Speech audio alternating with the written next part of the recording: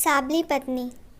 रीवा, तुम साबली, ऊपर से यह काली साड़ी अच्छी दिखेगी क्या तुम्हारे ऊपर?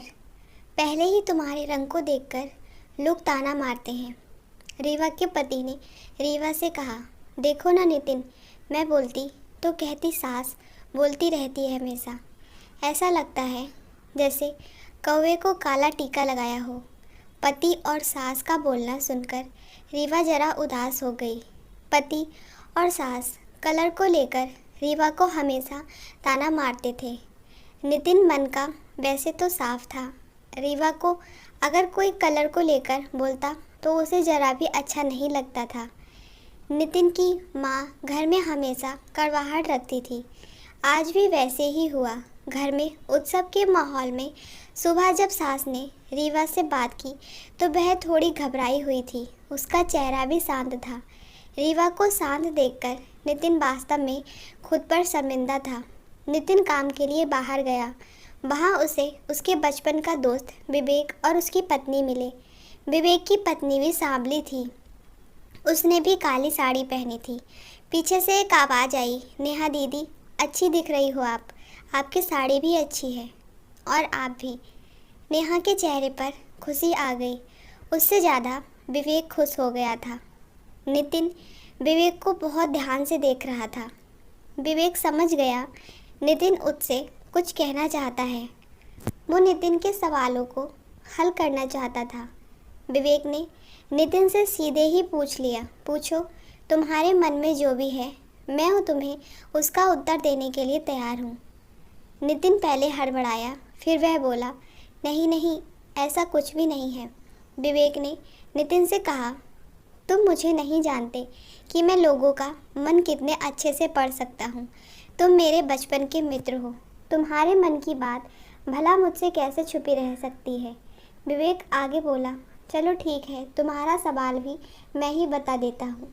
तुम यही सोच रहे हो ना कि मेरी पत्नी जो रंग से काली है और आज उसने काली साड़ी पहन रखी है, फिर भी मेरी पत्नी और मैं इतना खुश कैसे? नितिन सब कुछ शांति से सुन रहा था और कुछ भी बोल नहीं पाया। विवेक बोला, काला रंग ऐसा रंग है जिसमें दुनिया का कोई भी रंग मिला दे वह कभी नहीं बदलता, यानी कि किसी और रंग की संगत में वह अपना अस्तित्व कभी नहीं छोड़ता। इसी प्रकार मेरी पत्नी नेहा भी दिल से एकदम उस कलर के जैसी है, कभी भी रंगीन ना होने वाली लड़की। वह अपनी मर्जी से जिए, यही मुझे लगता है। मैं उसे खुश देखना चाहता हूँ। लोगों का क्या, वह तो बैठे ही हैं बुरा भला बोलने के लिए। क्या क्या नहीं बोलते लोग। ताना मारने वाले मारते रहें। हमें हमेशा खुश रहना चाहिए। इस वजह से हम जीने की दिशा क्यों बदले? नितिन को उसके घर का सुबह का माहौल याद आया। उसे लगा वो सचमुच में गलत था। मैं ही रीवा को दुख देता हूँ, इसी वजह से सब उसे बोलते हैं। अब मुझे ही अपनी भूल सुधार कर उससे माफ़ी मांगनी होगी। उसने हंसते हुए विवेक को अलविदा कहा।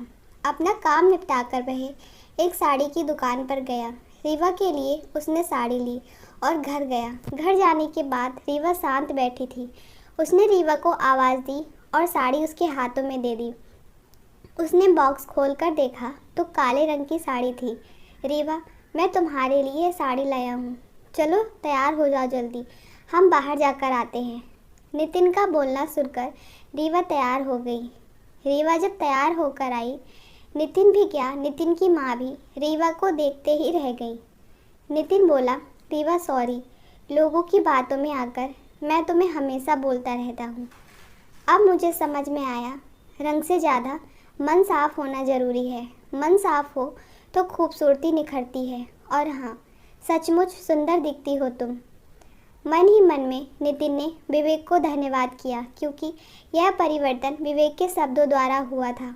खूबसूरत दिखने के लिए खूबसूरत दिखना ज़रूरी नहीं है, बल्कि खूबसूरत सोच होना ज़रूरी है। इंसान का अगर मन सुंदर है तो कोई फ़र्क नहीं पड़ता कि वह किस रंग का है।